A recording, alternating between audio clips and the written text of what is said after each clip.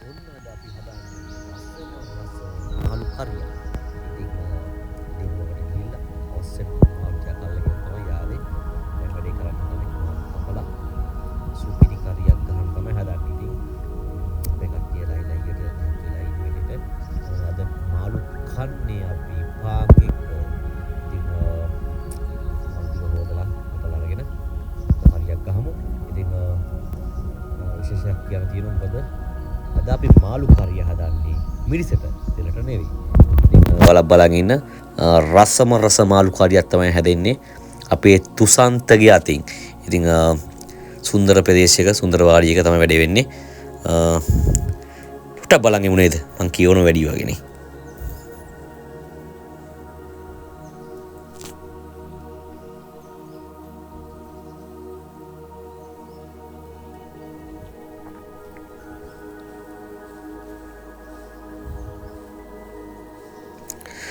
කියන්න ඕනි ගම්බිරිස් කුඩු අපි මේකට දාන්න නැහැ.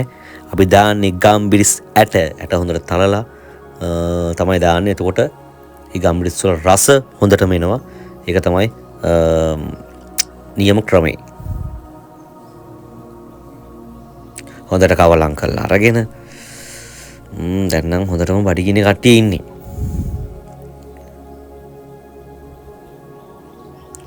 හරි දැන් ලිපේ තියන්න හදන්නේ. වතුර පොඩ්ඩකුත් දාලා රසම රස කරිය හැදෙන්න තමයි හදන්නේ. ඉතින් ඊට පස්සේ මේක අපි වහනවා. හොඳට පොඩ්ඩක් කවලම් කරලා හොඳට වහනවා. හොඳට තැම්බෙන්න.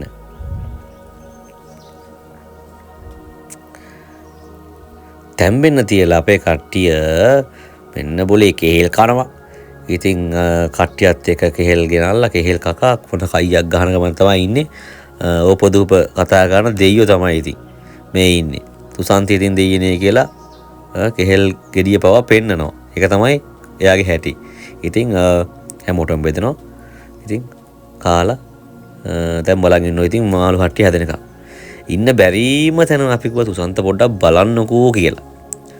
ඔන්න හරි. එයා යන්න දන්නේ වැඩේ දෙන්න. අනික කට්ටිය ඉතින් බලාගෙන ඉන්නවා. අනේ දෙයියනේ කොයි වෙලාවෙද කන්න දෙන්නේ කියලා බලන් ඉන්න මේ බයිනනේ මොනවා. අයියෝ.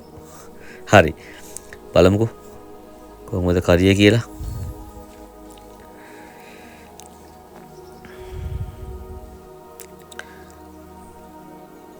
වාව් සුපිරියට හැදිලා තියෙන්නේ.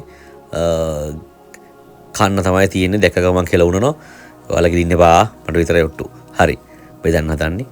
කන්න හදන්නේ. පාන් කපනවා දැන් තුසන්ත පාන් කියන්නේ මේ වැල් පාන්. ඔයාලා කාලා තිනවද දන්නේ වැල් පාන් පට්ට රසයි නියමයි. කාලා බලන්න. මාළු කරිය නම් රසට ඇති. බලමු.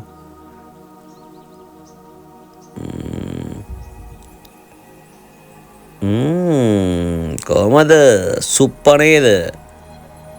වව් හරි. බඩු හොඳයි. එහෙම තමයි කියන්නේ තුසන්ත. හරි. එහෙනම් පාන් කමු කට්ටියත් එක්ක කෙලගෙන ඉන්න එපා කවුරුවත්. ඉතින් හොඳට පාන් කෑල්ලක් කාලා රස විඳින විදිහට හදාගන්න හැමෝම සෙට් වෙන්න.